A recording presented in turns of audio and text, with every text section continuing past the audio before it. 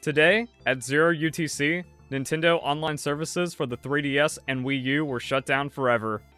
And people are being so overdramatic about it. Thanks for all the memories. It's over. Though these services may be lost, the countless memories they've shaped will continue to live on. Thank you. Farewell. It's so sad. The little panda is crying. It's over. No more. And so on and so forth about everything. And it's absolutely insane to me. Because, one, there was a massive heads up, which ironically revived the Nintendo online services for these games. No one was playing outdated games on mid-tier hardware until a couple days ago. Also, flashbang warning. Because the funny thing is, nothing of value was lost, at least for the major games that people were playing, because there's a better version on the Nintendo Switch. We have New Horizons, crushing New Leaf. Ultimate, yeah, like, I can understand going back to the Wii U to play Brawl, but no one cared about Smash 4. Mario Kart 8 Deluxe, one of the highest selling Nintendo games ever, and so on for many other games. Maybe the only one is like losing the novelty of the original Mario Maker because we never had anything like that before, but Mario Maker 2 is just a superior sequel. And again, when it comes to nothing being lost, there's 10 times the amount of Nintendo Switch. So there's not even an argument for disadvantaged people like losing their only connection to online gaming because they can't afford a Nintendo Switch or anything. Same thing on the 3DS, where it's like, yeah, 3DS had good sales, but still undersold compared to the original DS, the Wii, and all that. The Nintendo Switch just wins, and it took over both of these, and no one cared until this week. And also goes back to the consoles not being that great. The Nintendo 3DS was all about the 3D gimmick, which didn't exist for the last half of the Nintendo 3DS lifespan. And I've been seeing these weird posts where people are like, oh, you didn't respect the Wii U when it was here, and now you're missing it. No. Like, bro, look at this post. We got Chad Wii U versus weak Nintendo Switch. 1.7 million views. If it was such a good console, why'd it fail? Because the marketing was bad. No, that's just cope. And that's not even cope. That's just a straight up lie. I didn't know anyone that owned a Wii U that was happy with their purchase and recommended a Wii U. You don't have to have marketing. If something is good, it will market itself and succeed. The Wii U didn't offer anything over the Wii, and if you wanted to play like Pokemon and other games, Nintendo 3DS, serviceable, just had better games. And the way it all went down is weird to me. Now, I'm not trying to be negative about Carl here. I think he's a great guy. I enjoy his videos. I've actually been on a troll level binge, like rewatching all of his old troll level videos, because it's just really fun stuff to watch. But he was like in a, not a panic, but he did a live stream like 2-3 hours before the servers went down, trying to download and preserve as many original Mario Maker 1 levels as he could. But it's like, you had months to do that. Mario Maker 1 is effectively dead because you can't share levels anymore, but it's not like people were uploading new levels anyways. So all the levels that anyone would want to play could be downloaded, and then you could just play them forever at that point. After Carl made the rush to download all of the levels that he wanted, he then did Super Expert for like an hour and a half, but then that was another realization where it's like, oh, Mario Maker 1, there's nothing good here to preserve for Nintendo Online. Because virtually all of Super Expert is miserable garbage. He skipped through most of the levels that he was playing through because it wasn't worth wasting the time for the precious time that was left. And the thing is, these posts didn't get a lot of traction. We have 3,000 views, 4,000 views, 16,000 because Why You Stealing From Ruins is a classic Laurel meme. And that, so like the Mario Maker community, they already rallied behind with Team 0%, and that was really cool.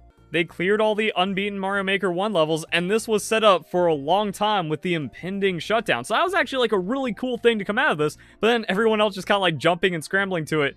Kind of weird for me. Also with like Ryukar, yeah, just not getting as much insane attention as you might think. And much like with Carl, no hate on Ryukar here. He's one of the few creators on the entire platform I respect, but just one of those, like, it was a beautiful, glorious ride. But then it's just like Super Expert hot garbage, and everyone had the chance to download the levels. So, I mean, like, yeah, that's kind of gone. But it only took until now, until like the last day or the last couple of days, for people to relive it. So again, it goes back to the irony that the servers shutting down actually revived the servers and revived the memories that everyone took for granted. And without the shutdown, no one would have cared. And then we get to my wheelhouse with Pokemon, and showing that the Nintendo online servers being shut down is only a good thing for Pokemon because there's nothing redeemable about it. Did my final Wonder Trade on Pokemon X before the server shut down, free shiny, so they won. Getting a hacked Xerneas is not a win, and again, just kind of like shows like, oh, you go on Wonder Trade, it's all hacked Pokemon. It's whoever cares to run a bot for the Nintendo 3DS anymore, or a few people getting rid of their last rejects that aren't even worth putting into Pokemon Home. So yeah, just nothing good there. And then somehow gets like crazy amounts of support. And yeah, like people point out, that's hacked. It gets even better. You can't get a shiny Xerneas in a normal Pokeball in Gen 6. So this is like extra hacked. This is Wolf's Dream Ball Raichu hacked. By the way, Wolf confirmed cheater. Anyone that thinks he isn't a cheater or is legit is actually an idiot, objectively. Wolfie VGC proves he has no skill by having to cheat his entire career in Pokemon. Complete fraud. And then people can't cope. Doesn't show its origin. May have been caught in Ultra Sun and Ultra Moon. Transferred via Pokemon Bank. Still probably fake, though. Gen 7 not backwards compatible with Gen 6. Just the inability to cope. Even though, like, cheating is everywhere. We saw record disqualifications at Worlds. Kurt has busted pretty much every top player as being a cheater. And again, Wolfie VGC, Cybertron, Ray Rizzo, Sejun Park, all the world champions except for maybe Naoto. Everyone knows there's non-stop trade bots, hacking, and genning support. But then when a hacked Pokemon appears and is just like a 100% confirmed hack Pokemon, and then they can't cope that the cheating problem is as bad as I say because Verlisify always right, and they just can't handle the truth and their brain melts. These are the people that think Ditto can pass down its balls in Generation 6, or that the male of a species is the outcome from breeding.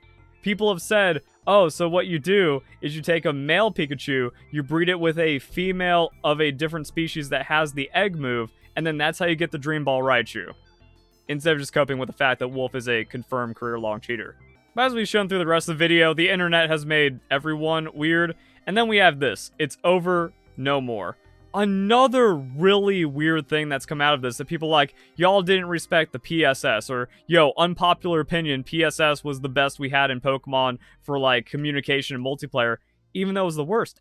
Like, the acquaintances and passerby, that didn't mean anything. It was really only there to fuel O powers, which was an annoying grind for no reason. And adding friends was the worst thing ever. Why it wasn't just a lobby code from the start for the 3D era of Pokemon games, I'll never know. That's a great thing we saw with Pokemon Let's Go, and then going to Sword and Shield and Pokemon Scarlet and Violet, but this, the PSS, complete garbage. Because you had to disconnect from the internet, go into the main menu of the 3DS, add the friend, go back in, reconnect to the internet, and over half the time they didn't even show up. You're looking for a battle with your friend and they don't show up online, or they're buried, or you just can't find them, even though you just added them on your friends list. The battle stadium, way cooler, much more clean than the battle spot, and now with Pokemon Sword and Shield and Scarlet and Violet menuing and all the things you can do, it was just better. Who cared about this? No one. Thank you for everything. You will be missed.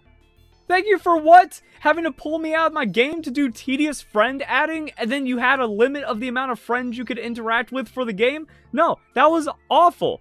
Nintendo sucks for getting rid of a bad feature, and then discontinuing online services no one used anymore. What is wrong with people? And then that goes into Pokemon Bank. Pokemon Bank will continue to be available for a limited time to be determined. And that's another weird thing. People are like, oh, I'm transferring all my Pokemon now. Transfer all your Pokemon now before it's shut down. Even though Pokemon Bank was already confirmed to operate beyond the termination of the Nintendo online services. So, like, this wasn't even the panic time to do it, but people were treating it like that. And again, Pokemon Bank, it's the same problem as we see with all the other online functions and services with Pokemon. It's only a vector for hacking. Any other narrative is complete garbage.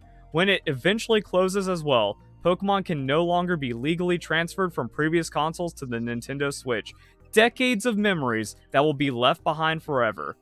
Except you've had a decade to transfer the previous decade of memories. And then everyone's just flaming Nintendo over a feature that they've had years to use, and that 99% of Pokemon players aren't using anyways because of the cheating, or the only thing that's going to be lost is like someone's Gardevoir or like 2 Pokemon that mean something to them, that again, they've had more than enough time. Also, I'm pretty sure Pokemon Bank went free with the announcement of the termination for Nintendo Online. So there's nothing stopping. There's no gate stopping someone in. And also, if you can't like save up the $5 for a Pokemon Bank subscription over 7 years or whatever, those Pokemon didn't mean anything to you then anyways. And then why make this announcement today when these Pokemon are not yet left behind forever, and we still had months of lead up to today? That's the same thing of, hey, if you have any Pokemon you care about, because somehow you haven't transferred them in over a decade, now do it. But obviously those Pokemon don't matter to you, and everyone's hacking anyways.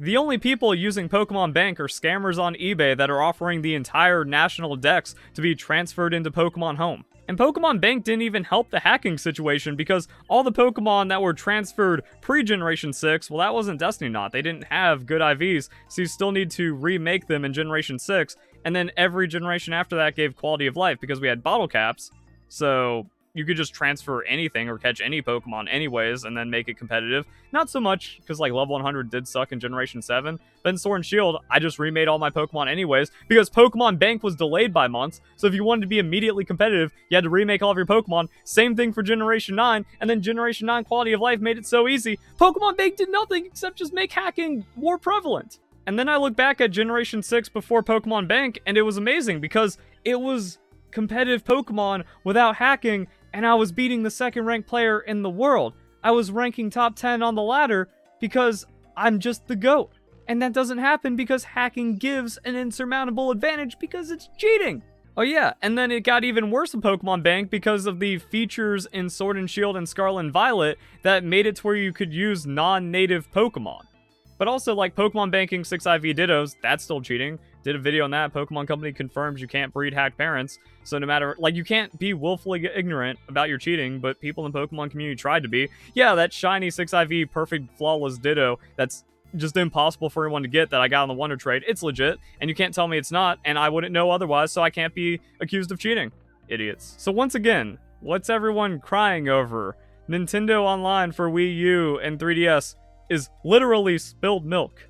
And like, there's nothing good. Like, okay, Mario Maker is just hot garbage and nonsense that just has a better game going on now. Same thing for all the other games that are losing their online functionality. And the Pokemon side is worthless, cheated, hacked Pokemon, a very bad multiplayer online system, and something that doesn't even apply right now. Whatever.